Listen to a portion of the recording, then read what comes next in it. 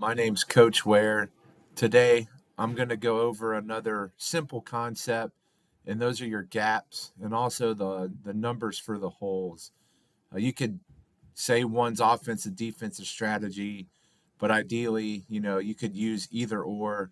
I kind of thought more of the numbering for the holes was a, you know, pee-wee level, youth level idea, but it still gets utilized at the high school and college and even at the NFL level. Now, one of my favorite plays is 94 Y Wham. You can ask Derrick Henry. He opened the game 2 years ago against Buffalo with an 80-yard touchdown on 94 Y Wham. Very important. Which way is the ball going on 94, right or left? Right. It's going right to the 4-hole. So easy. Again, we want to keep stuff simple like we did with the numbering system for the techniques. We want to have some sort of pattern so that it's easy for kids to learn at any age or just your typical fan. So I'm going to go over the numbers first for the holes and then kind of talk about, when I grew up playing Pee Wee football, how we had our numbering system, which would tell you who's going where and so on. So we're going to start on the left-hand side. The left-hand side is going to be your odd numbers you can see in the picture here. So you've got 1, 3, 5, 7.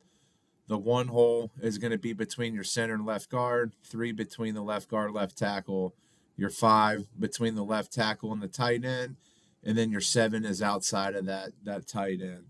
If you were to add an additional body, go overload with a tight end to the same side, whatever type of like heavy formation you might see, then you could add the 9 hole, and then you would add the D gap and E gap.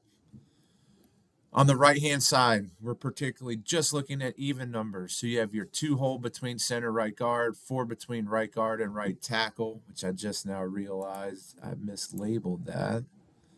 So we're going to fix that real quick. I'm also using Huddle as my resource here. And then you've got your 6 hole between the right tackle and the tight end. And then outside that, Y is your 8. And then if you were to add, I've never, heard the 10 hole before, but again, there's all kinds of crazy formations this day and age with football. So, all right, next up is your gaps. And we were a very gap sound defense when I coached high school. And I also used the gap idea as well when I was an offensive line coach and a running back coach. So again, it's used for both sides of the ball. So this is where it's a little bit different. The letters, there's no different letter based on what side you're on, left or right. It is either the A gap or the B gap. If you're on offense, you might say right side and left side A gap. And then defense, we always use strong side and weak side.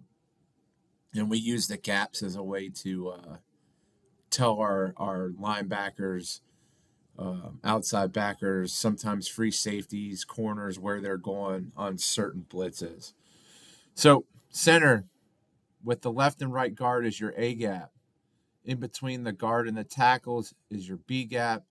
In between your tackle and tight end is C, and then anything outside that's D. And like I talked about earlier, if you were to add an additional player outside the tight end, we could consider that the E gap. But again, it's just based on formations. Use it if you can. If it's basic for you, awesome. Share it. If you would, give me a subscribe and a like. I will have more content coming out that will be far more in-depth. I plan to, talk about certain drills. I'll go over, my offense and defensive line, like everyday drills. I'm going to talk about scheme, so going over the 4-2-5, the different variations that you can do with your blitzing.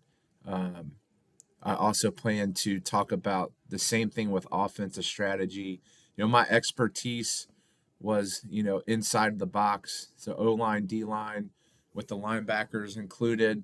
Coverage is a little bit of my struggle suit, but I'll do my best to talk about the coverage aspect of it. Thank you for watching. Have a great day.